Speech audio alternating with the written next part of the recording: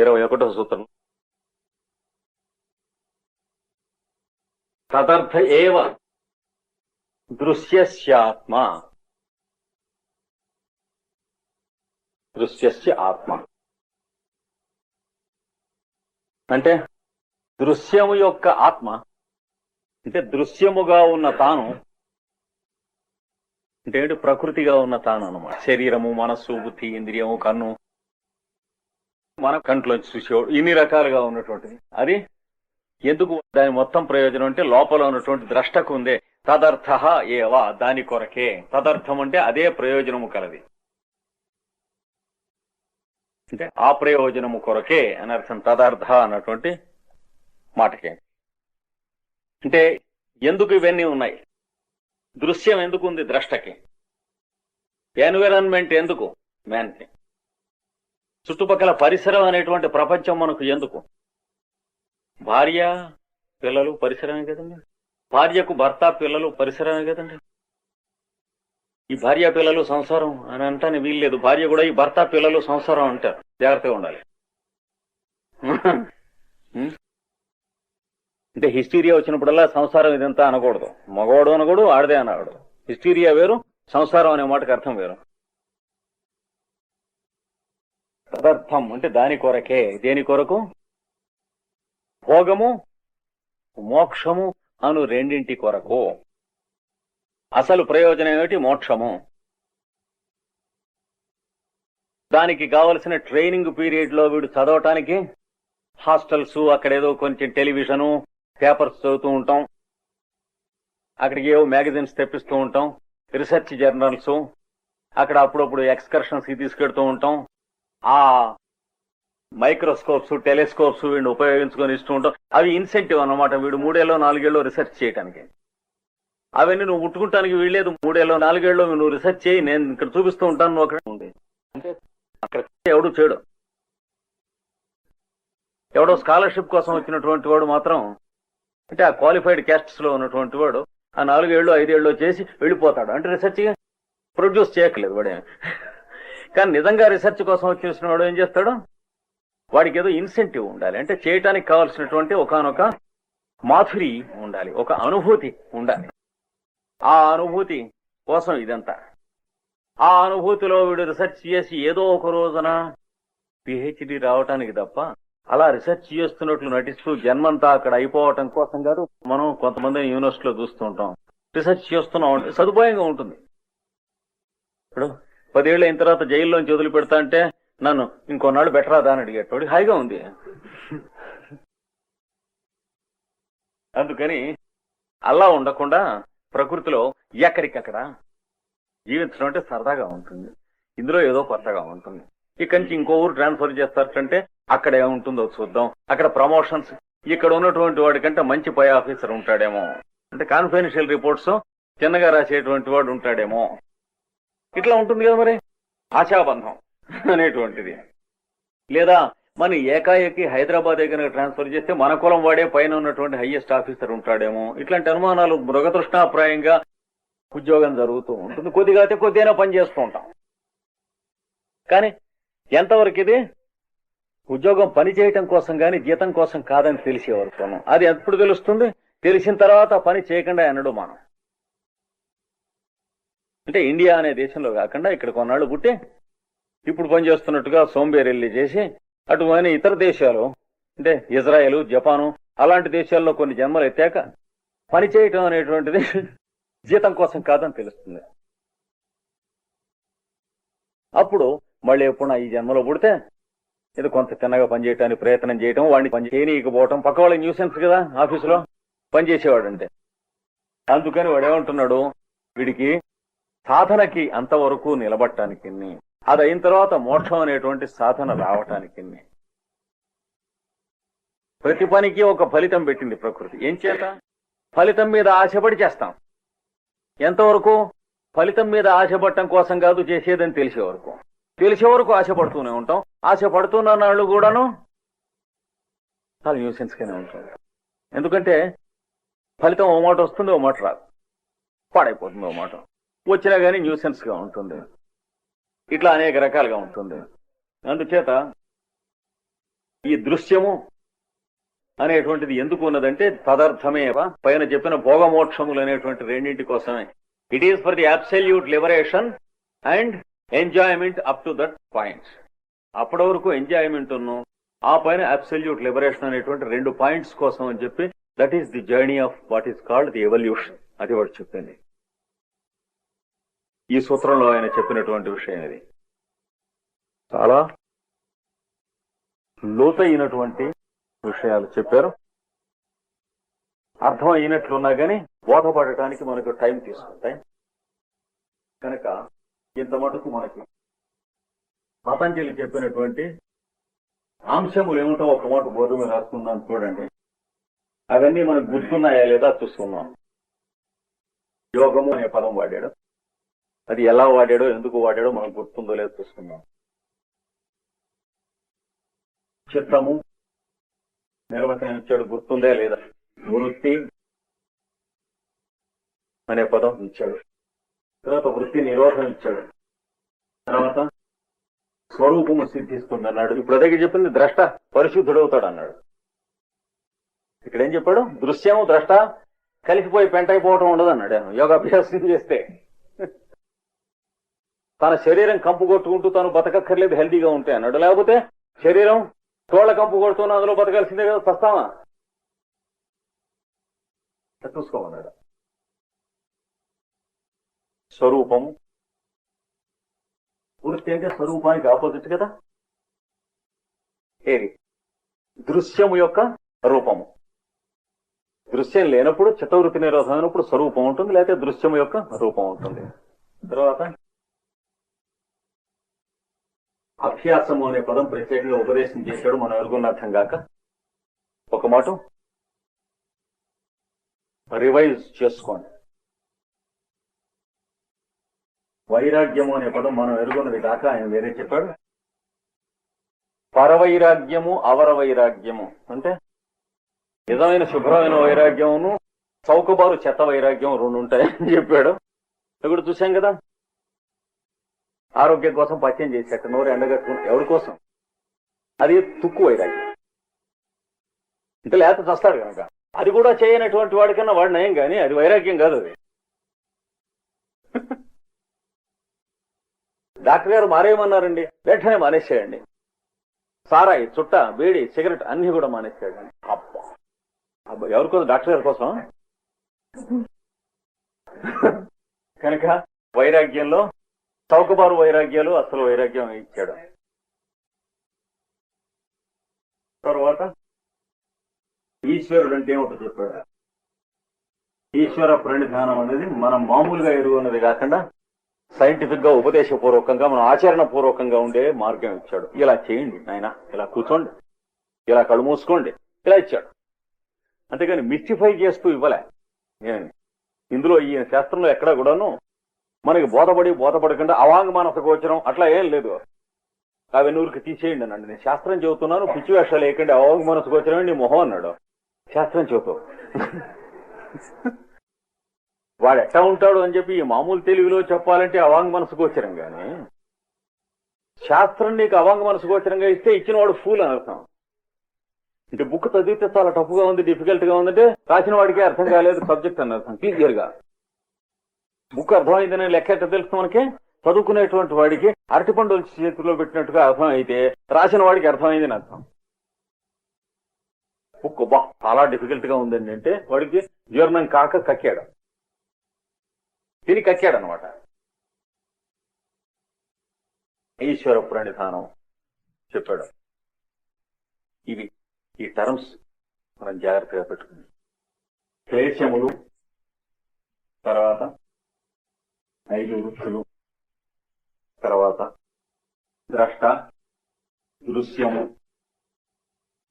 ఇవి ముఖ్యంగా మనకు బోధపడితే ఇంతవరకు మనకు పతంజలిలో చెప్పినటువంటి విషయాలు కనీసం ఆయన బండి వెళ్ళిన రోడ్డు మీదైనా మన బండి వెళుతుందని ధైర్యం కాదు. ఏ రోజైనా సరే ఈ పదాలు బాగా మళ్ళీ మళ్ళీ చూసుకోవాలి మనం వెనక్కి తిరిగి అర్థం చెప్తున్నాయి. అప్పుడు అలాగే ఈయన వాడినటువంటి క్రియాయోగము అనే పదం ఏమిటి? చాలా పుస్తకాలు చదువుతాం మనం ప్రపంచంలో, క్రియాయోగ అని, కర్మయోగ అని. అవి వేరు, పతంజలి గాని భగవద్గీత గాని చెప్పిన వేరు. జాగ్రత్తగా ఉండాలి. అంటే ఒక సైంటిస్ట్ అదే పదం వాడటం వేరు, రోడ్డు మీద పోయే బచ్చాగాడు అదే పదం వాడటం వేరు. ఏమి సంబంధం లేదు. తపస్సు అనే పదం ఏ అర్థంలో వాడాడు? 3 రకాలైన తపస్సు నిర్వచనం ఎలా ఇచ్చారు భగవద్గీతలో? స్వాధ్యాయము అంటే ఏవైతే అప్పటి రోజుల్లో గురువులకి శిష్యులకి కూడా ఉపదేశ న్యాయంగా పరిపూర్ణంగా తెలిసి ఉండేవో, అందుచేత పురాణ ఇతిహాసములలో బాహాటంగా వాడుతూ ఉండేవారు. తపస్వాధ్యాయ నిరతం అంటే అది చెప్పేవాడు, ఆ శిష్యులకి వాడు చెప్పగలిగిన వాళ్ళు అప్పుడు ఉండేవాళ్ళు. ఇది చదువుకుంటే, లేకపోతే తపస్సు అంటే చెట్టు కింద కూర్చొని వాడు ఇట్లా గడ్డాలు పెంచేసాడు. వాల్మీకిని ఎలా చూపిస్తాం సినిమాలో? పైన పుట్టలు పుట్టలు పుట్టలు అంటే ఆయన పుట్టలు పుట్టలు శ్లోకాలు రాశాడు. అందులో ఒక్కటి చదువుకుంటాను మనం బుద్ధి పుట్టదు. నిండా పుట్టలు పుట్టలు అన్నాం. రోగిష్టిలే. ఇవి చూసుకున్నట్లయితే మనకి ఒక ఘట్టంలోకి వచ్చాం పతంజలి రచనలో. ఇంతవరకు మనం అధ్యయనం చేసినటువంటి ఈ పతంజలి యోగ సూత్రముల వలన మనకు అంటినటువంటి సంస్కారము కనీసము మనకు కనిపింపవలేను.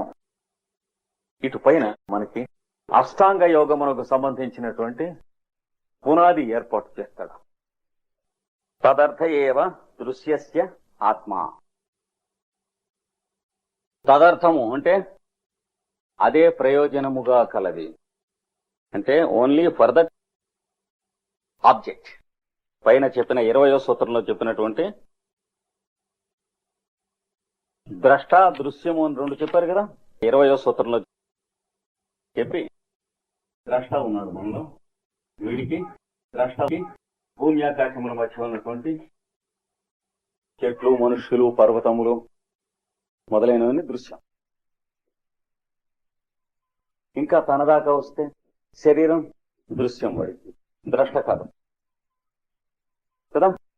తర్వాత తన శరీరంలో ఉన్నటువంటి ప్రాణమనబడినటువంటి శక్తి దృశ్యమే గాని ద్రష్ట కాదు. తనలో ఉన్నటువంటి మనస్సు అనబడినది దృశ్యమే గాని ద్రష్ట కాదు. ఇంద్రియములు వాని ప్రవృత్తులు అనబడినవి దృశ్యములు తనకి, అంతేగాని ద్రష్ట కాదు. బుద్ధి దేంతో అయితే మంచి చెడ్డ వివరణం చేసి తెలుసుకుంటున్నామో అది కూడా దృశ్యమే గాని ద్రష్ట కాదు. It is only the background and not the seer. బుద్ధి కూడా యో బుద్ధే పరతస్తు సహా అని చెప్పారు. కనుక ఈ లెక్క ప్రకారం దేహము, ప్రాణము, మనస్సు ఇందులో ఏది ద్రష్ట కాదు, తాను కాదు. ఇందులో పొరలు తీసిన మనస్సు, బుద్ధి, చిత్తం, అహంకారం, దాంతో మహదహంకారం, తక్కువ అహంకారం, అందులో ఏది కూడా కాదు. ఇంకా అనలైజ్ చేసి చూస్తాం. మహత్ అనబడేటువంటిది ఒకటి ఈ చోట్లో ఉన్నది, అంటే స్పేస్ మైండ్ అంటారు. దానిలోంచి లోకల్ మైండ్, అహంకారం పుట్టింది. సత్వరజస్తమస్సులు 3 పుట్టినాయి. ఈ అహంకారం అనేటువంటి కారం ఈ 3తో తలవకాస్తా అంటే సాత్విక అహంకారం అంటే సత్కర్మాచరణ శీలతకు పనికి రావాలి, కొంత ఉండాలి, 1 చెంచాడు. రాజసాహంకారము వాడు అది చేస్తున్నాడు, వీడు ఇది చేస్తున్నాడు, మనం కూడా 10:30 చేద్దాం, 10:30 చేద్దాం, ఎక్కడో అగాధంలో వెళ్ళిపోయి పడతాడు. వాడు ఎవడో బిజినెస్ చేస్తున్నాడు, మనమో చేద్దాం. వాడు ఎక్స్పోర్ట్ చేస్తున్నాడు, మనమో చేద్దాం. కనీసం ఇంపోర్ట్ చేద్దాం, కోట్లో పెడతారు తీసుకెళ్ళి. అదే రాజసాహంకారం అంటారు. అంటే మన దగ్గరికి వస్తున్న కర్తవ్యములు తెలియక, అంటే మనం ఆచరింపవలసినది తెలియకుండా ఆచరింపదలచినటువంటిది అని కళ్ళకి కొరకం వేసేస్తుంది, బోల్తా కొట్టేస్తాం. దీన్నే చెప్పాడు సుడిగాలి అడవిలో తిరుగుతూ ఉంటే ప్రయాణం చేసేటువంటి వాడి కళ్ళలో దుమ్ము పడుతుంది, వాడు ఎటెడతాడో వాడికి తెలియదు. ఇంకా అది రజస్ అంటే దుమ్ము, రాజస అహంకారం అంటే ఇది అన్నాడు భాగవతం 12వ స్కంధంలో చూడండి. రజస్ అంటే దుమ్ము, వాడు దాని మీద పన్ను కొట్టాడు రాజస అహంకారం అనేటువంటి పేరుతో. మూడవది మరీ అయోమయం, తేడా బెల్లం అన్ని కలిపేసి ముఖాన్ని పులిగుతున్నాడు అంటే తామస అహంకారం. అంటే వాడు పూజ చేస్తున్నట్ట, బజార్లో పువ్వులు ఎక్కడ దొరకకుండా కొనుక్కొచ్చి ఇక్కడ పడండి మనం చేద్దాం పూజ, కొనుక్కొచ్చి పడేసాక మనం పూజ చేయడానికి టైం లేదు. లేకపోయినా సరే వాడు పూజ చేయకుండా ఉంటే మనకు చాలు మనం చేసినట్టు. అలా వెళ్ళిపోతుంది మరి అయోమయంగా. అంటే ఒకడి మీద ఒకడికి కోర్టుకు వెళ్ళేవాళ్ళు, ఇళ్ళు వాకిళ్ళు భార్యలు పిల్లలు ఉండి కూడా కోర్టులో తొండుగుడ్డలు వేసుకుని తొంగునేవాళ్ళు, వీళ్ళంతా కూడా తామసాహంకారంలో ఉంటారు. కోర్టు పక్షులు అంటారు చూడండి, లిటిగెంట్స్, వీళ్ళంతా కూడాను పెళ్లిళ్ళకి అక్కడికి వెళ్ళి చీట్ల ప్యాక్ ఆడేవాళ్ళు. వాళ్ళు ఏం చేస్తున్నారో వాళ్ళకే తెలియదు, పిచ్చిమూడ కొడుకులు. అంత దూరం నుంచి వధువరులను ఆశీర్వదించుకుని పిలిస్తే వీళ్ళు ఏం చేస్తూ ఉంటారు, ముహూర్తం టైం దగ్గరికి వచ్చిందంటే వస్తున్నా అంటాడు, లేవడు వీడు. ఎందుకంటే ఆట మధ్యలో ఎలా లేస్తాం అనేది వాడు లాజిక్. అంటే మరీ బురద గుంటలు తామసాహంకారం. ఈ తామసాహంకారం నుంచి కర్మేంద్రియములు పుట్టినాయి. అంటే ఫంక్షన్స్ కాదు, స్ట్రక్చర్స్. కాళ్ళు చేతులు, మాట్లాడేటువంటి వోకల్ కార్డ్స్, తర్వాత మూత్ర పురుష ద్వారములు, ఎక్స్క్రిషన్, ఇవి పుట్టినాయి. అలాగే వాటిలోంచి జ్ఞానేంద్రియ నిర్మాణములైనటువంటి శరీర భాగములు. అంటే జ్ఞానేంద్రియాల్లో ఉన్న శక్తులు కాదు, చూచు శక్తి వినుశక్తి కాకుండా కనుగుడ్లు, చెవుల్లో కన్నాలు, గులివి మొదలైన వచ్చే తోటలు, నాలిక యొక్క ధాతువులు, ముక్కులో ఉన్నటువంటి చర్మము దాన్ని తయారు చేసేటువంటిది, అవన్నీ కూడాను ఈ తామసాహంకారం నుంచి పుడతాయి. పుట్టి పాపం రాజసాహంకారంలో దేవతలు యు ఆర్ అపాయింటెడ్, ఇక్కడ శరీరం ఒకటి తయారు చేస్తున్నారు గనక తల్లి గర్భంలో ఇండియన్లకై పిలిచి ఒక యూనిట్ దేవతలు. అంటే చేతులకు అధిపతి ఇంద్రుడు అంటారు, కాళ్లకు అధిపతి ఏదో గమనం చేసేటువంటి వాడు వాయువు అంటారు, వాక్కుకు అధిపతి బృహస్పతి. ఇట్లా ఒక యూనిట్ స్టాఫ్, ఒక గుంపు తీసుకెళ్లి ఆ శరీరంలో మీరు అఘోరించండి. వాడు ఉన్నంతకాలం వాడు మంచిగా మాట్లాడుతూ ఉంటే మీరు మంచిగా మాట్లాడుతూ ఉండండి, వాడు అవాకులు చవాకులు మాట్లాడుతూ ఉంటే మీరు అవాకులు చవాకులు మాట్లాడుతూ ఉండండి అని చెప్పి ఏర్పాటు చేస్తారు. వీళ్ళు ప్రతి వెధవ శరీరంలోనూ మొర్రో అంటూ అట్లా మనందరిలో పడి ఉంటారు. మనం ఏం మాట్లాడినా సరే వోకల్ కార్డ్స్ మన కోసం పని చేయవలసిందే కదా, జీవుణ్ణి ఉద్ధరించడం కోసం అని చెప్పి ఈ సృష్టి పుట్టింది గనక ఇలాంటివన్నీ వాళ్ళు భరించక తప్పదు. పిల్లవాడు మూత్ర పురుషాలు వదిలిపెడితే తల్లి భరించక ఎవరు భరిస్తారు? కనుక ఈ లోపల ఉన్నటువంటి దేవతలంతా కూడా మొర్రోమంటూ భరిస్తారట. తర్వాత మనం చేసినటువంటి వెధవ పనులన్నిటికీ ఈ శరీరానికి దెబ్బలు తగిలితే వాళ్ళకి పాపం దెబ్బలు తగులుతూ ఉంటాయట. అంటే మనకు నొప్పి తెలియజేసినా బాధ తెలియజేసినా వాళ్లేట. అదే మనకు దక్షయజ్ఞంలో చెబుతాడు. దక్షయజ్ఞానికి వచ్చిన వాళ్ళందరికీ కన్ను పోయిన వాళ్ళు, ముక్కు పోయిన వాళ్ళు, చెవి పోయిన వాళ్ళు, చెయ్యి పోయిన వాళ్ళు, కాలు పోయిన వాళ్ళు అని చెప్పి వర్ణిస్తాడు. వీళ్లే ఒక్కొక్క శరీరంలో వచ్చినటువంటి యూనిట్ దేవతలు దక్షయజ్ఞానికి వచ్చినటువంటి వాడు. ప్రజా సర్గమునకు కావలసినటువంటి యజ్ఞం కనుక అలా భౌతిక శరీరము దాని భాగములు తామసాహంకారం నుంచి పుట్టగా ఇంద్రియములు, మనస్సు, బుద్ధి, చిత్తము, అహంకారము మొదలైనటువంటి వ్యూహములన్నీ రాజసాహంకారం నుంచి పుట్టాయి. ఇలాగా చక్కగా ఎక్స్ప్లెయిన్ చేసుకుంటూ సాత్విక అహంకారం అనగా సత్కర్మలు అనగానేవి, దుష్కర్మలు అనగానేవి అని తెలుసుకుంటూ ఉంటాము. సత్కర్మల్ని ఆచరించి దుష్కర్మల్ని మానేసేస్తూ ఇతరులు దుష్కర్మలు ఆచరించేటువంటి వాళ్ళని మళ్లీ ద్వేషిస్తూ అయోమయాన్ని మళ్లీ పడుతూ ఉంటాం. అంటే సాత్విక అహంకారం కొంచెం టచ్ అయ్యి కూడా మళ్లీ అంతకు ముందు ఉన్నటువంటి తామసాహంకారం, రాజసాహంకారంలో ఇప్పుడు ఈ ప్రపంచంలో ఉన్నటువంటి అజ్ఞానులందరిలాగా మనం చేస్తే అట్లాగా మనం వేరుగా ఉండాలి అంటే పయస్ అరిస్టోక్రసీ అంటే విచ్ ఈజ్ వెరీ మీన్. దాంట్లోకి వెళ్ళిపోయి బురదగుంట్లో పడ్డట్టు పడిపోతారు. అది తప్పించుకునేటువంటి వాళ్ళు చాలా కష్టం. మిగతా అన్ని తప్పించుకోవచ్చు కానీ ఇది తప్పించుకున్నవాడు ధన్యుడు. ఏది? ఇంత అజ్ఞానం ప్రపంచంలో ఉంది, ఎలాగ వీళ్ళందరికీ పోతుంది అని జాలిపడటం, ఇటువంటి వ్యధవేషాలను మానేయాలి. ఎందుకంటే మనకు ఎలా పోతుంది, నిజంగా పోవటం నిజమైతే మనకు పోయిందంటే ప్రతి విధకు పోతుంది నాకు తెలియాలి. సింపుల్ లాజిక్ అది. మనకు పోయిందంటే ఎవడికి పోదు అని అన్నాడు. పరమాత్మను ఆయన అన్నాడు, రక్షించి ఉద్ధరించేటువంటి వాళ్ళలో నీవు ఉత్తమోత్తముడు అంటారు. నేను చేసినటువంటి ఆచరించినటువంటివన్నీ నాకు తెలుసును గనక నన్ను ఉద్ధరించు, నువ్వు ఎంతవాడువో తెలుస్తుంది. అంటే వాడు ఉద్ధరించేవాడని సర్టిఫికెట్ దేనివల్ల వస్తుంది? ఒక బద్ధుడైనటువంటి జీవుడికి అనుగ్రహం ఇచ్చి వెలుగు ఇవ్వటం వల్ల వస్తుంది. దాని ప్రాసెసే యోగాభ్యాసం. కనుక ఇవి ఇంటర్లింక్డ్ సబ్జెక్ట్స్. ఇవన్నీ తెలుసుకుంటే ఇవన్నీ మొత్తం ఎన్ని వస్తాయి? సాంఖ్యులు అనేటువంటి శాస్త్రజ్ఞులు చెప్పిన ప్రకారం 24 తత్వములు అంటారు. ఇవన్నీ కూడా సినిమా రీలు, సినిమా హాలు,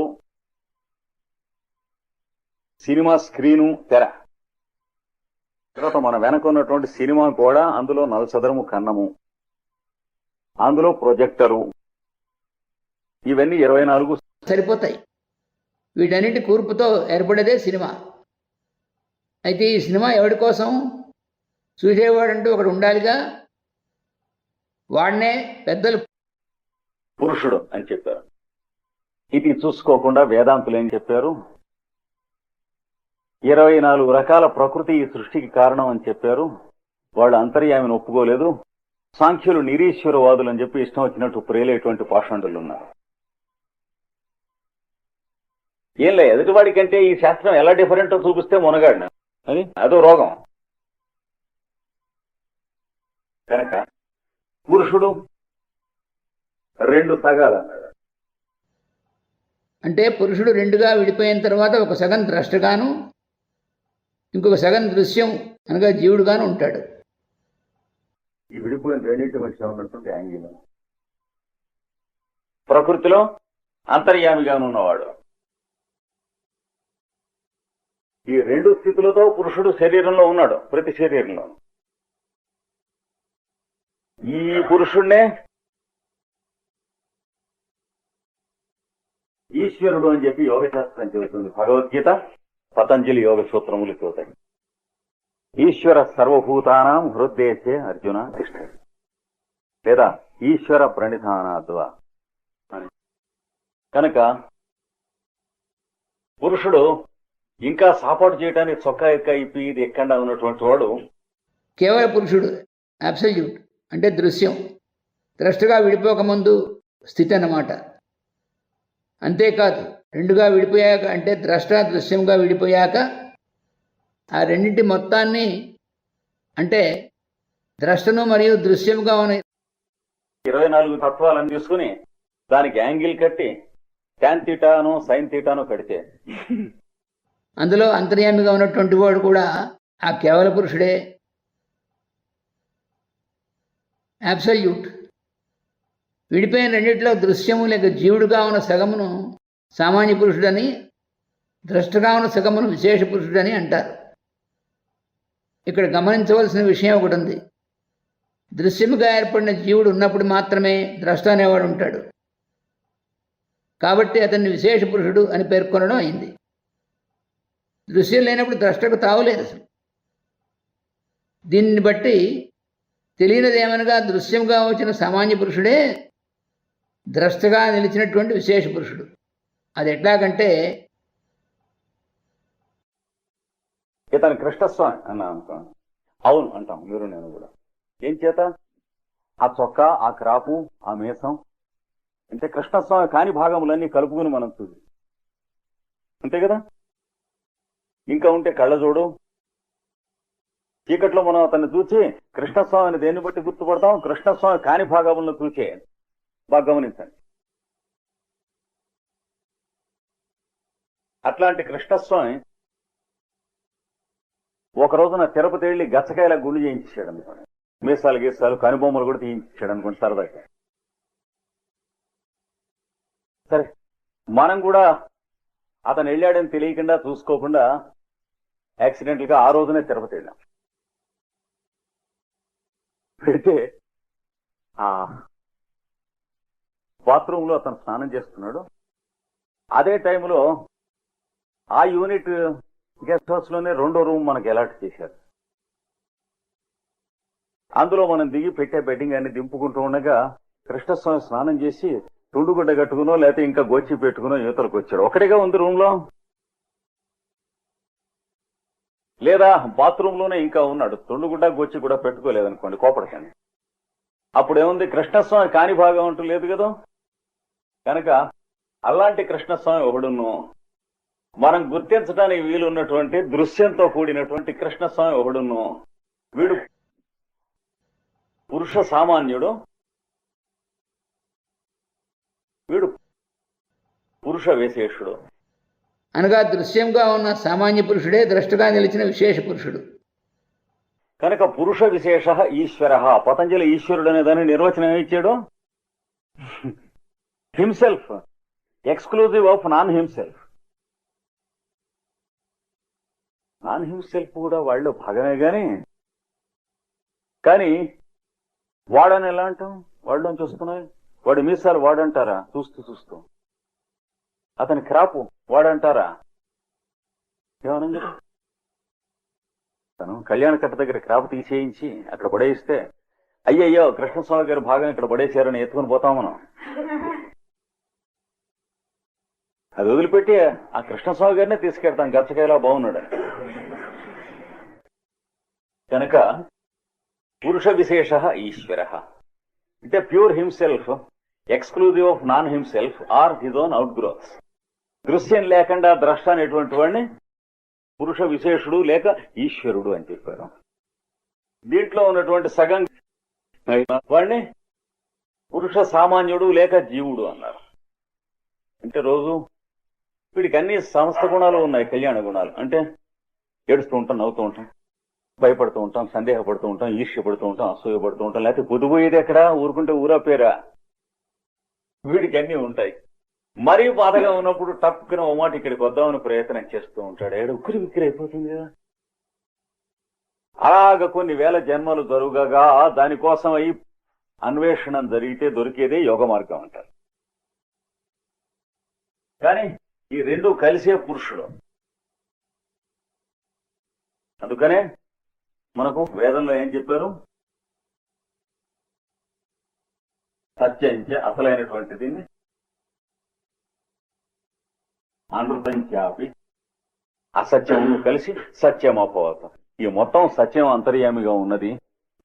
ఈ లాజిక్ మీ బుర్ర కంటితే గాని పురుషుడంటే ఏమిటో తెలియదు అన్నాడా? లేకపోతే ఏముందని జగన్మిథ్యా బ్రహ్మసత్యం. ఈ చేతిలో ఇది, ఆ చేతిలో అది ఉంటుంది. మనం ముసలాళ్ళే చచ్చిపోతాం, అది అటే ఉంటుంది.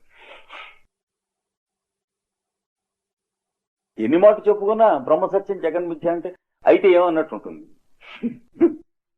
కనుక ఇది చెప్పారు.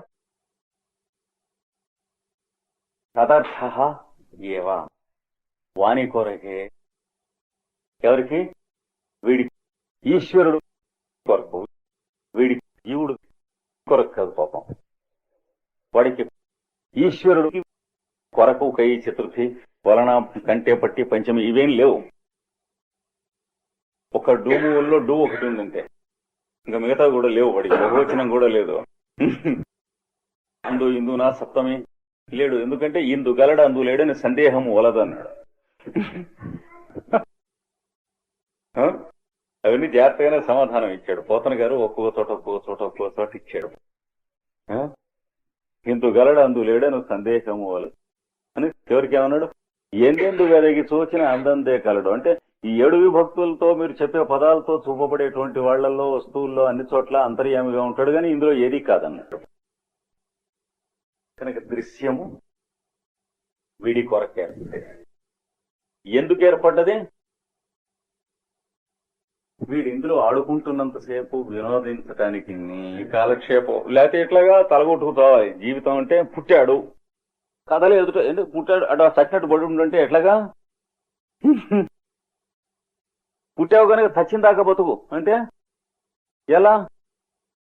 ఇప్పుడే ఇన్ని గందరగోళాలు ఉంటేనే తలకాయ గోడకు కొట్టుకునేవాళ్ళు, బావిలో దూకేవాళ్ళు, సముద్రంలో దూకేవాళ్ళు, నిద్ర మాత్రలు మింగేటువంటి వాళ్ళు, తర్వాత ఎండ్రీని తాగేవాళ్ళు, అనేక రకాలైనటువంటి శాస్త్రీయమైనటువంటి రీసెర్చెస్, పరిశోధనలు చేసి పురోగమించి ముందుకు వెళుతున్నారే. మరి పుట్టావు కనుక చచ్చినట్టు అలా పడుండు, ఊరికే ఏమిటి గొడవ మిట్టి పడతావు, ఏమి నువ్వు చేసి చచ్చేది అని అంటే చెప్పుకోవాలి. అంటే ఎందుకు పుట్టావురా దేవుడా అని ఏడుస్తాం, దేవుడు ఆడుతూ ఉంటాం అంటారు. అది అందుకని అసలు ఎందుకు పుట్టాడు అంటే వీడిని అడగాలి, ఈశ్వరుడిని అడగాలి. మొదట ఒక్కడే ఉన్నాడు, అనేకంగా ఉండి ఒకడితో ఒకడు మాట్లాడుకుంటే బాగుండని అనుకున్నాడు అన్నారుగా. అందుకని అనేకంగా తాను ఉంటానే వీల్లేదు కనుక అనేక శరీరాలు ధరించి ఒక్కో శరీరంలో కొంచెం కొంచెం చోటుగా ఉండిపోయినాడు, చోటుగా ఈ పురుషుడు. కనుక ఈ పురుషుడికి కాలక్షేపం అవటానికి, అంటే పెళ్లికి వెళ్ళిన వాళ్ళకి తెల్లవారులు చీట్ల పేక ఉన్నవి 52 ముక్కలే, ఎన్ని రోజులు ఆడి చేస్తామో ఊరేసుకుని. వృద్ధాంతో రీసెర్చ్ చేయలేనే కొత్త విషయం కనిపెట్టినట్టే ఉంటుంది. ఆ బ్రహ్మదేవుడు అంతవాడికే ఆ జబ్బు పోలేదు, మనకి ఎట్లా పోతుంది? ఇప్పుడు ఒక్కడికే 4 మొహాలు ఉన్నాయి. అప్పుడప్పుడు సరస్వతి పనుంది ఊరికి గొడవ చేయక అంటే ముక్కలు 4 పక్కల వాడు ఒక్కడే పంచుకుని ఆడతాడు. ఊరుకోలేక 4 పక్కల ముక్కలు వేసుకుని వాడే ఆ మంగళ కుర్చీ లాంటిది వేసుకుని తిరుగుతూ ఆడతాడు.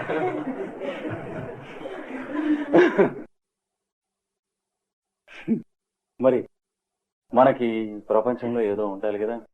నాలికకి ఏదో ఇది రుచి, రుచి బాగుంది తిన్నాయన అన్నాడు. రుచి కోసం తింటే గిలగిలగిల పొట్టన తినకు అన్నాడు. ఇట్లా కనిపెట్టడం కొత్త విషయాలు. మళ్ళీ అలాగే ఇది తీయగా ఉన్నది, తీయగా ఉందంటే తినవచ్చు అని అర్థం. ఎంతవరకు అంటే ఇక్కడ ఎంత కావాలో అంత. ఎక్కువ తింటే డోకు వాంతి వెళ్ళిపోయింది అంటే అర్థం ఆ వాంతి వెళ్ళిన భాగం నీకు లోపల అక్కర్లేదని అర్థం, తెలుసుకో అన్నాడు. ఇలాగా అడుగడుక్కి విద్యాలయం ఉన్నది లోపల. తెలుసుకోకుండా ఏ వెంట్రుమోకో ఏ ఈగో తినేసామనుకోండి దాంతో, అది కూడా బయటకు వెళ్ళిపోతుంది. ఏం చేత ఉంటే తస్తాం గనక వెళ్ళింది అని ఏడవకూడదు, మనం ఉండం. లేతే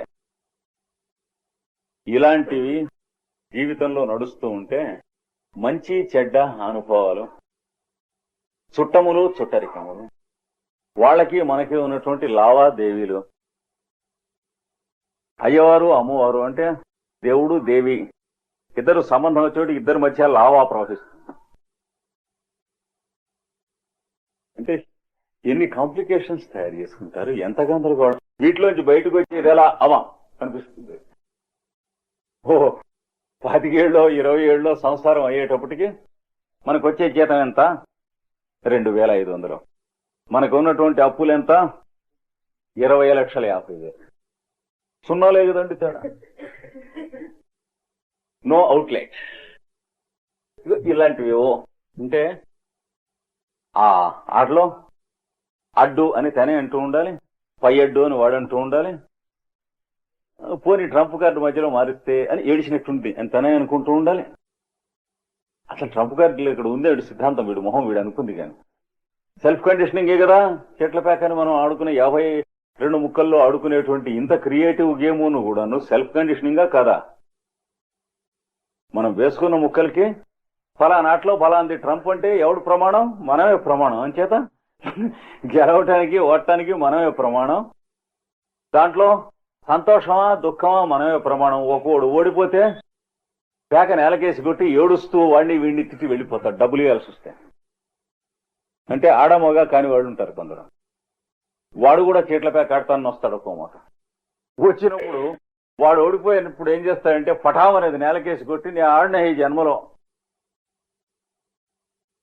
ఏడుగుతూ వెళ్ళిపోతాడు డబ్బులు అక్కడ పడి. మళ్ళీ అంతసేపు 2 నిమిషాలు కుక్క బుద్ధి.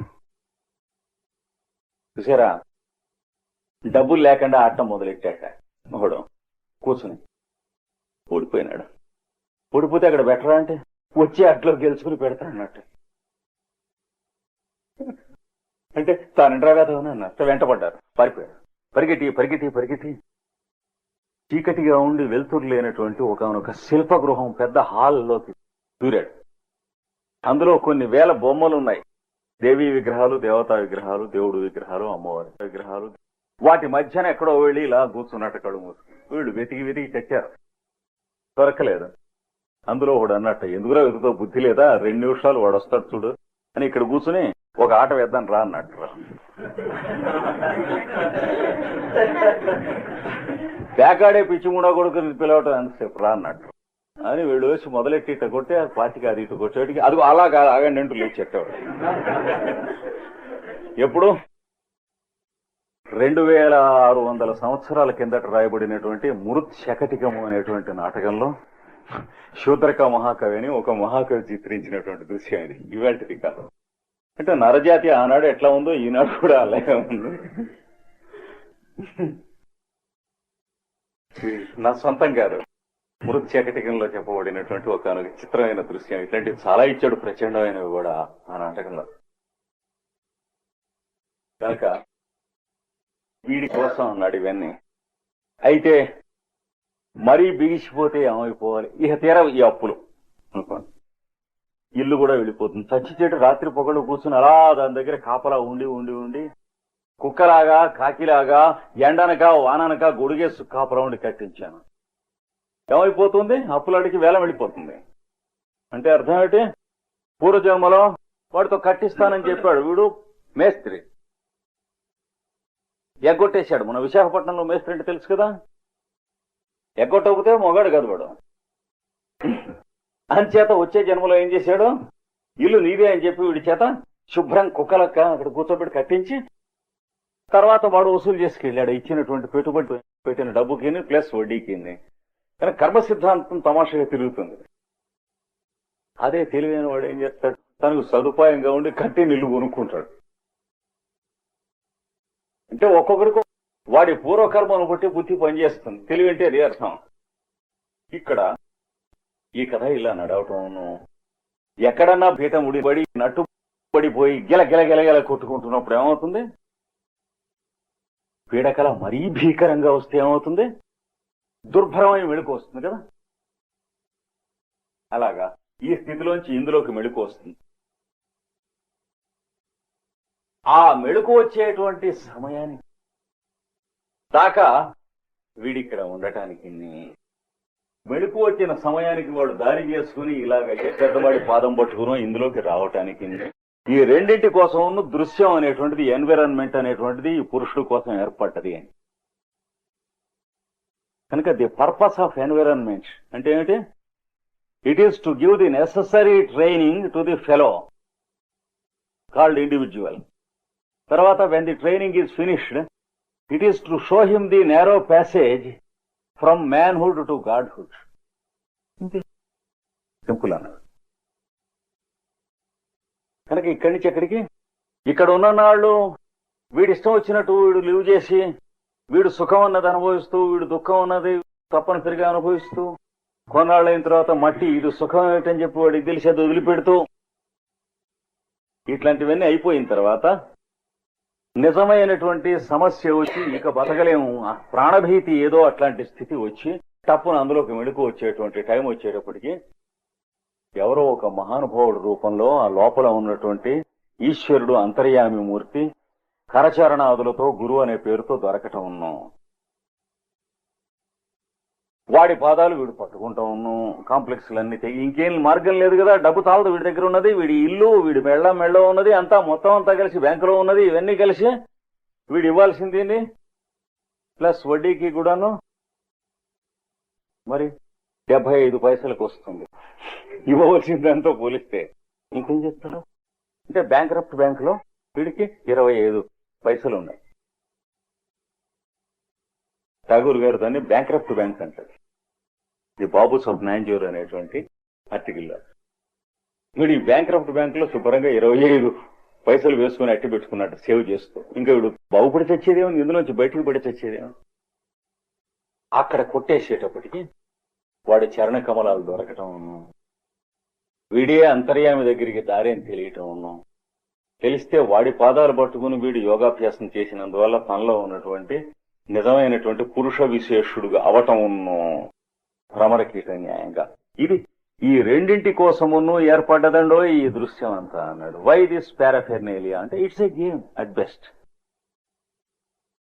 ఎందుకండి ఈ సృష్టి అంతా అని ఊరికే సతాయిస్తూ ఉంటారు. ఎవరిని అడుగుతారు ఊరికేను? అయితే వాళ్ళు ఏదో బుడుతూ చచ్చిపోవచ్చు కావాలంటే, అంతేగాని ఎవరిని అడుగుతాడు? అక్కర్లేదా నచ్చకపోతే వెళ్ళి దూకచ్చు బావిలో శుభ్రంగా. ఎందుకు అసలు ఈ సృష్టి అంతా ఎందుకండి? దీని ప్రయోజనం ఏమిటి? ఎవరిని అడుగుతాడు? స్టూపిడ్. అడగటానికి అవతల ఎవడు లేనప్పుడు, టెలిఫోన్ నంబర్లు తెలియనప్పుడు ఊరికే సతాయించుకుంటే తాను సతాయించుకుంటాం తప్ప ఏం మిగిలేదు లేదు. ఇలాంటి స్టూపిడ్ క్వశ్చన్స్ తాను అడుక్కుంటావే కానీ ఎవరిని అడిగేవి కావు. ఎవరిని భయపెడతారు? అంతకు సత్యమేలు అంటే ఎవడా రోమన్నాడు? సత్యమేలేదు సచ్చేది. పెద్దవాడు ఒకడు పిలిచి చెబుతాడు, సత్యమేలైతే అరుస్తావు ఎందుకు? నా ఉపాయం చెబుతా, శుభ్రంగా కొంచెం చావండి అని చెబుతాడు. అప్పుడు వాడికి రియాక్షన్ వస్తుంది, ఏమిటా చావమాట, పోనీ బతకండి. అది నేను మొదటే చెప్పాను కదా నాన్న అని చెబుతాడు. మొదట బతకమని చెబుతాడు వాడు. ఎట్లా బతుకుతామండి అంటే పోనీ కొంచెం చావండి అంటే,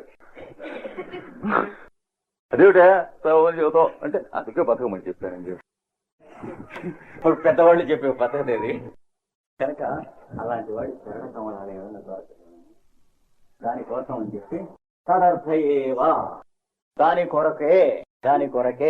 కొరకే ఇంకొక ప్రయోజనం లేదు దీనికి.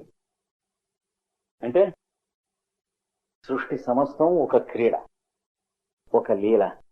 ఎవరి కోసం? సృష్టిలో ఉన్నవాడి కోసం. ఇంకెవడో ఎక్కడో ఉన్నవాడి కోసం ఏమిటి? నిర్గుణుడు, నిరంజనుడు, నిర్లిప్తుడు, ఇవన్నీ కాని వాడి కోసం ఎందుకు? పుట్టి ఉప్పు నీళ్ళు తల్లినట్టు వాడు ఏం చేసుకుంటాడు? ఇది వాడు జీవుడు ఒక మూల వాపోతూ ఉంటే వాడు పురుషుడు, నిర్గుణుడు, నిరంజనుడు, శుద్ధ బుద్ధ ఏదో చెబుతూ ఉంటే స్ఫటిక సంకాశం, స్ఫటిక ఆకారం కూడా ఉండదు. ఎందుకు ఈ సృష్టి? నెత్తేసి కొట్టుకున్నా వాడికి పురుషుడు కనుక వాడి పురుషుడు కోసం కాదు సృష్టి. వాడు కాక యువతలకి జీవుడుగా వస్తున్నాడే వాడి కోసం సృష్టి. కనుక యువతలకు వచ్చేటప్పుడు పురుషుడు రెండుగా అవుతున్నాడు. ఎలాగా? ఎన్విరాన్మెంట్ గా సగం అందులో మునిగిపోయి ఉన్నటువంటి ద్రష్టగా సగం ఉంటున్నాడు. ఆ దృశ్యం కాకుండా తన్ని తాను ద్రష్టగా ఎరుగుండటం పేరు ఈశ్వరుడు అయిపోవటం. అప్పుడు జీవుడుగా ఉండడం. అంతకుముందు తను ద్రష్ట అని అనుకుంటూ ఉంటుంటాడు, గడ్డంతో కలిపి ద్రష్ట అని. ఇందులో ఉన్నటువంటి పెంటంతా కలిపి తాను ద్రష్ట అనుకుంటూ ఉంటాడు, జుట్టుతో కలిపి ద్రష్ట అని. తనకి ఏదైనా పులిపిరికాయ ఉంటే దాంట్లో కూడా కలిపి ద్రష్ట అని. కృష్ణాచార్యులు అంటే ఏంటి? ఈ మొహంలో ఉన్నటువంటి అన్నిటితో కలిపాను కదా, అలా అనుకుంటూ ఉన్నటువంటి వాడు ఈ కన్నులతో కలిపి, చూసేటువంటి శక్తితో కలిపి, చూపుతో కలిపి, అందులో వయస్సు చేత ఒక కన్ను మసకొస్తే దాంతో కలిపి, కొంచెం మోకాళ్ళు నొప్పులు వస్తే వాటితో కలిపి, ఇవన్నీ కలిసి ద్రష్ట అని అనుకుంటూ ఉంటే దిక్కుమల్లి ముడకుడు ద్రష్ట ఎట్ట అవుతాడు? వాడు భ్రష్ట అవుతాడు. ద్రష్ట అంటే ఏమిటి? ఉపద్రష్ట అన్నాడు. ఉపద్రష్ట అనుమంతాచ, అనుమతించి చూస్తూ ఉంటాడు. వీడేం చేస్తానంటే అది సరి చేయనైనా అంటట, బాబు నొప్పిగా అంటే చేయకంటట, ముందు నువ్వు చెప్పొద్దురా అంటే చెబితే వింటావా నాన్న అంటట. అంతర్యామిగా ఉంటాడు వాడు చెప్పేది ఏదైనాడు. నువ్వు ఇప్పుడు అడిగావు కానీ చేతే వింటున్నావు, కానీ ఇందాక చేతే వింటావా? చేస్తానన్నవాడివి చేయొద్దంటే వింటావా? చేస్తానన్నవాడిని చేయమంటాడు వాడు. పక్కన ఇంకోడుగా కనిపించి చెయ్యి అంటాడు. నేను చేయను అంటే చేయకంటాడు. ఎవడు చేయమన్నాడు? తప్పదు చెప్పు అని చెప్తాడు. అంటే టోపీలాగా ఉంటుంది అంతానా. అయితే వాడిని అడగటం ఎందుకు?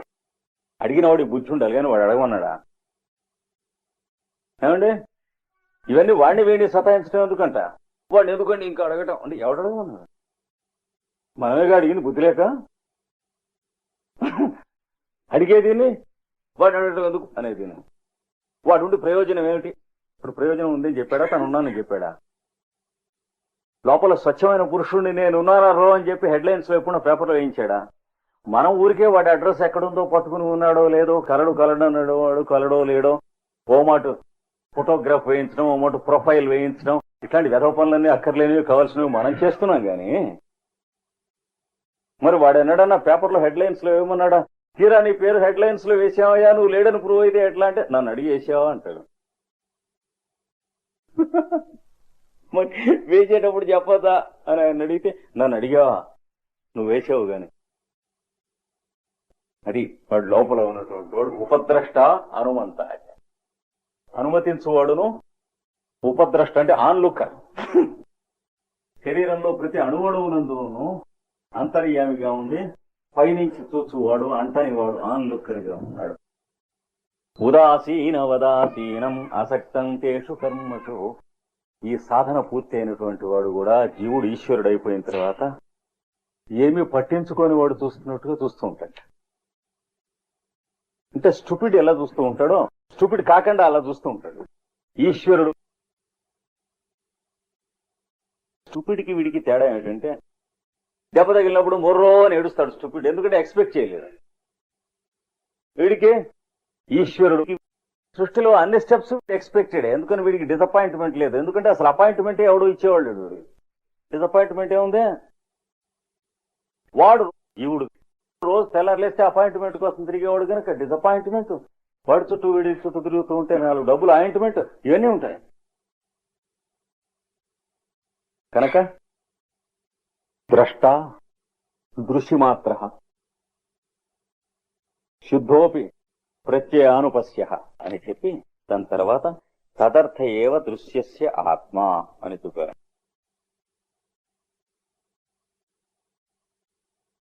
ఇక్కడ 22వ సూత్రంలో పెడుతున్నాం. అంటే మధ్యన వ్యవధి వచ్చినప్పుడు వెనకటి జాగ్రత్తగా రణాన్ని మనం అవలోడనం చేసుకోకపోతే సబ్జెక్టు మనకు లొంగదు. ఎందుకంటే మనం అది అవ్వటానికి చేసే ప్రయత్నం తప్ప దాన్ని ఏదో పట్టుకుంటానికి అక్కడేం లేదు. జాగ్రత్తగా సూక్ష్మంగా సులువుగా వెళ్ళాలి. ఇనప ముక్క అయస్కాంతం అవటానికి చేసేటువంటి ప్రొసీజర్ తప్ప ఇనప ముక్కను బాలుడు అయస్కాంతమును గూర్చి విని అర్థము చేసుకును అనేందుకు ఏం లేదు ఇక్కడ. ఒరే ఇనప ముక్క నీకు అర్థమైందా అయస్కాంతం అంటే ఏమర్థమవుతుంది? కనుక మధ్యన గ్యాప్ వచ్చేటప్పటికి ఏమవుతుంది? నాన్ యోగిక్ స్టేట్ లోకి తప్పకుండా వెళుతుంది. మళ్ళీ ఏం చేసుకోవాలి? మళ్ళీ శనైశ్వనైరుపరమే ధృతి గృహీతయా భగవద్గీతలో చెప్పాడు. మనస్సు చాలా చంచలం, పట్టుకుంటాం, గాలినైనా పట్టుకోవచ్చు కానీ కృష్ణ ఎలా పట్టుకుంటాం అని అడిగాడు అర్జునుడు. నీ కడుపు పండ మంచి క్వశ్చన్స్ వేసావు. లేకపోతే ఈ మనస్సు పట్టుకునేందుకోసం కళ్ళు మూసుకుని అద్గద్గో పట్టాం అని అనుకుంటూ ఇలా చచ్చేటువంటి వాళ్ళ సంఖ్య ఉందే ఇంకా ఎక్కువగా ఉండేది, నులిపురుగుల్లాగా. ఇంకా మెంటల్ కంట్రోల్ కోసం కూర్చుని కళ్ళు మూసుకుని అదిగో మనసు దొరికింది నిశ్చలంగా ఒక్క నిమిషం ఉన్నట్టు ఉంది, లేనట్టు ఉంది. ఏది 10 ఏళ్ల తర్వాత ఏమయ్యా మైండ్ కంట్రోల్ అయిందా అంటే అవుతున్నట్టే ఉంది. అందుకని కృష్ణుడు ఏమన్నాడు? నీ కడుపు చల్లగా ఈ క్వశ్చన్ వేయటం మంచిది అయింది అన్నాడు అని సమాధానం చెప్పాడు. అసంశయం మహాబాహో మనో దుర్నిగ్రహం చలం. ఏమి సందేహం లేదు, మనస్సుని నిగ్రహించడం అనేటువంటి సాధ్యం కాదు కాదు కాదు, అది పెంచలమే గాని ఎన్నడూ ఆగదు. అంటే ఆ ప్రయత్నం చేయకండి, ఆ ప్రయత్నంలో చనిపోతారు, జాగ్రత్త. యోగాభ్యాసం చేసేవాడు కాన్సన్ట్రేషన్ కోసం కాదు ప్రయత్నం చేసేది, కాన్సన్ట్రేషన్ క్యాంప్స్ లోకి వెళ్ళిపోతాడు. సెకండ్ వరల్డ్ వార్ లో హిట్లరు కాన్సన్ట్రేషన్ క్యాంప్స్ అని పెట్టాడు. ఇంకొక 7-8 నెలల్లో మనకి పెడతారు రష్యన్స్. పేపర్ చూస్తూనే ఉంటారు అనుకుంటా. అంటే భారతీయులైనటువంటి ఇండియన్స్ అందరినీ ఓ చోట చేల్చి పేల్చేస్తారు. అంటే మనం చేసుకున్నది అనుకోండి, ఎవరు చేసింది లేదు. అంటే ఇక్కడ రాజ్యాంగం ఎలా ఉండాలో పరిపూర్ణంగా కాగితం మీద రాసి రావటానికి చండ్ర రాజేశ్వరరావు గారిని మాస్కో పిలిచారు. అంటే పూర్తిగా నేను వినను అని ఇందిరాగాంధీ గారు చెప్పేటికి ఆవిడ ఇగ్నోర్ చేసి ఆయన్ని పిలిచారు. కనుక 7-8 నెలల్లో మనం ఏ రకమైన పరిణామములైనా అనుభవించవచ్చును. అంటే మనం పూర్వకర్మ ఫలితములే లేని ఎట్లా అనుభవిస్తాం. కనుక ఇక్కడ ఏం చెబుతున్నాడంటే కృతార్థం ఈ దృశ్యము ద్రష్ట అనేటువంటిది ఉండగా దాంట్లో నువ్వు ప్రయత్నం చేస్తూ సాధన చేస్తూ ఉండగా నువ్వు ఈశ్వరుడు అయ్యావు అనుకోండి, జీవుడుగా ఉంటాం మానేసావు అనుకోండి, అంటే అయస్కాంతం అయిపోయావు అనుకోండి, ఇనప ముక్కగా మానేసి అయితే ఇవన్నీ పోతాయా అన్నాడు. ఏది చూడటం, కన్ను ముక్కు చెవి వాటి శక్తులు ఇంద్రియాలు మనస్సు బుద్ధి చిత్తం ఎక్కడికి పో అన్నాడు. అయితే మరి అప్పుడు ఎందుకండి తప్పదండు ప్రశ్న. దీని పర్పస్ అయిపోయాక ఎందుకు అన్నాడు. పర్పస్ అయిపోలేదు, వాడికి అది పర్పస్ అన్నాను కానీ. అందుకని ఇక్కడ చెబుతున్నాడు వీడికి వాడికి ఒక తేడా ఉంది. ఆ సూత్రం ఇస్తున్నాడు 22. పతంజలి యోగ సూత్రములు, భగవద్గీత, భారతం, భాగవతం, రామాయణం మొదలైనటువంటి పుస్తకాలు కానీ వాటిని గురించినటువంటి పాంప్లెట్స్ కానీ ఎక్కడ ఉన్నట్లయితే లాక్కెళ్ళి తగలబెట్టవచ్చు, కొద్ది నెలల్లో అరెస్ట్ చేయవచ్చు, చంపేయవచ్చు. ఆ టైం మనకు దగ్గరకు వస్తాం. అందుకని ఈ పుస్తకాలన్నీ ఒక్కొక్క ఒరిజినల్ కాపీ జెనీవాకి క్రింద సంవత్సరం చేసి 2 లక్షల పుస్తకాలు. అంటే మనం లేకపోయినా ఆ పుస్తకాలు అక్కడ ఉంటాయి. మనం అర్హులం కానప్పుడు కోల్పోతాం వాళ్ళని. అంటే రష్యాలో, జెకోస్లోవేకియాలో, పోలాండ్లోనూ ఎంతవరకు అనుభవించనిస్తున్నారో మనం అంతవరకు అనుభవించని. We will never be permitted to speak of these things. మొన్నటి పొద్దులు ఉన్నాం తిరుపతి. ఒక కొద్ది నెలల్లో ఉంది పరిస్థితి. ఒక ఆయన అడిగాడు, ఇలాంటి మార్పు వస్తుంటే మాస్టర్స్ ఏం చేస్తున్నారండి, మనబోటి వాళ్ళకి ఎందుకు హెల్ప్ చేస్తారు? ఏదైనా చిత్తశుద్ధి ఉండి ఒకడికోడికి హెల్ప్ చేస్తున్న వాళ్ళు చేస్తారు, వాళ్ళకి ఆ మాత్రం తెలియదా? ఇతర దేశాలకి ఏజెంట్లుగా పనిచేసి అమ్ముడు పోయి వాళ్ళ డబ్బు కోసం పనిచేసేటువంటి జాతికి మాస్టర్లు ఏం సహాయం చేయగలరు? ఏం చేయగలిగింది ఏం లేదు. అందుకనే తెల్ల జాతరలో చేస్తున్నారు. అంటే తర్వాత ఎప్పుడో మన జాతిలో కొద్దిమంది మిగిలితే ఆ కంటిన్యూస్. టిబెట్ లో ఏం మిగిలిందో మనకి అదే మిగిలింది.